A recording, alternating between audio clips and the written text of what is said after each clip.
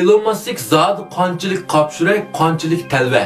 Bu uning shu qapshurak talvaligimi yoki odatdagi insonlarning halqagan aqliy qobiliyati jiroqni ko'rarligidimi? Ikkinchi qism oldingi sonda so'zlab bir Tesla shirkatining muvaffaqiyat qozondi degan kelgan. Tesla shirkati zo'r muvaffaqiyat qozonib, bu yer Elon Musk dunyoviy eng katta boylarning birisiga aylangandan keyin, endi bu yeni bir qatim dunyoni cho'chitgidek, hamma odam tillig'idek bir ajoyib bir ishni qilib soldi. Yeni ayni vaqt Tesla yangi setib bu yerdagi Tesla muvaffaqiyat qozonmagan, vayron bo'lib, qaziga bo'g'ilib aran qolganda nurg'un shirkatlar bu Elon Muskni izlab bu Tesla'ning to'liq avtomobil yasash texnikasini, patentini setib olishni talab qilgan nurg'un pulga.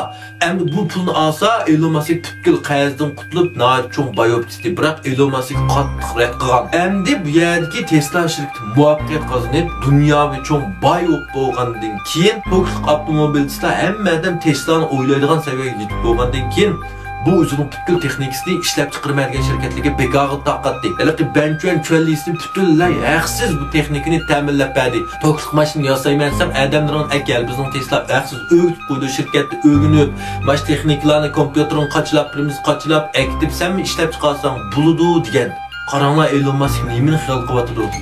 Shuning uchun qarsak mamlakatimizdagi go'chan avtomobil yasash shirkatlari mayliq avtomobilda 40 yil tirishmi ularning cho'ng texnikasiga yetishamagan.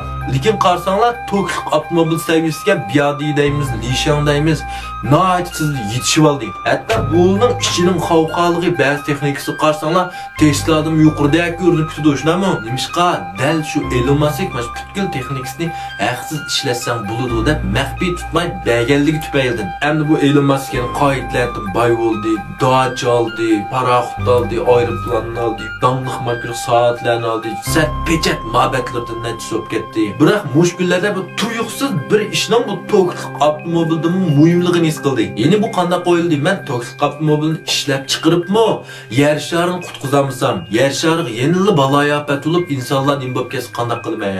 To'g'ri. Undaqda men insonlarning ikkinchi sayyorasini tepishim kerak. Ya'ni insonlarning Marsga chiqday deb o'yildi. Shuning bilan bu tasavvurni o'tirib qo'ysak, butkul haqli qoidalarni zangli qilish qo'ydi. Ema keshil tutdi masalani. Endi bu nimlab yuruydi bu endi deb. Biroq bu o'zi haq sarangdan to'xtab qolgan odam emas-ku. Shuni darhol berib, Amerika olam aviatsiya shirkatini izlab deb berib, "Mana raketa setib biringlar" deb badima raketa setib olaydigan bitta.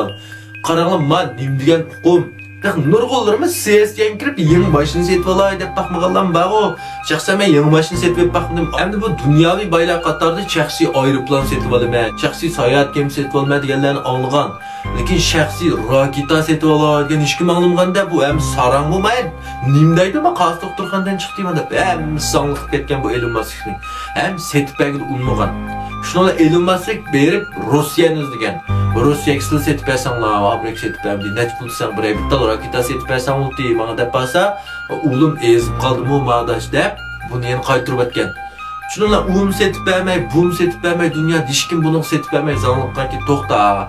Ish qasing setib bermasa, men üzem yasay raketadan birini deb, raketa yasmoq yo'lidagi SpaceX degan shirkatni qurib, shaxsiy bir shirkat raketa yasayman deb aytdi. Şunlarla bütün dünya bunun qardi ve Elon Musk yeni sarang olib ketdi. Birinchi qatim yasadi raketani. Chiqib 3 sekund o'tmay raketa portlab ketdi. Boom. Ikkinchi qatim yasadi, chiqib 10 sekunddan keyin boom. Uchinchi qatim yasadi, yana portlab ketdi. Shuningla bu haqli zangli qilishmi? Voy, nada bu shaxsiy raketa yasaydigan shirkat bu dunyodagi eng qimmat samolyot ishlab chiqaradigan shirkatgan bu. Har bir qatimliq samolyoti necha milliard Amerika dollari to'xtatdi deb butun dunyo zangli qildi. Endi 4-cü qatim yasmoqchi bo'ldi. Chunki buning o'ylaydigini, buning irodasi insonlar yer sharida tugab kes bo'lmaydi. Men insonlarni nəhayət yoqtirma. İnsanlarning nasl qurib ketishi bo'lmaydi. Cho'qim insonlarni ko'p sayyorlik qilib, ikkinchi bir sayyoraga Marsga olib chiqishimiz kerak deb 4-cü qatimlik sinoqni boshlaydi. Bu vaqtda bu butkul shirkatnikini yig'ib nima deydi? Men sizlarga teaching bermayman. Maash bermayman. Biz hozir yeni bir qatim hayotimizni doğrultuga keldik deb Dodge'si, mashinasi, qo'l sotadigan narsaning hammasini setib bitta adyalni ko'tarib kelib shirkatga yotadi. Sizlarmi menda qilishinglar kerak. 4-cü qatim bir doğrultuga paqlaydi. Butkul shirkatdagilar ishkilanmaylar Elon Muskga agishidi. Endi bu 4-cü qatimda butkul dunyo Elon Muskga qarab turdi.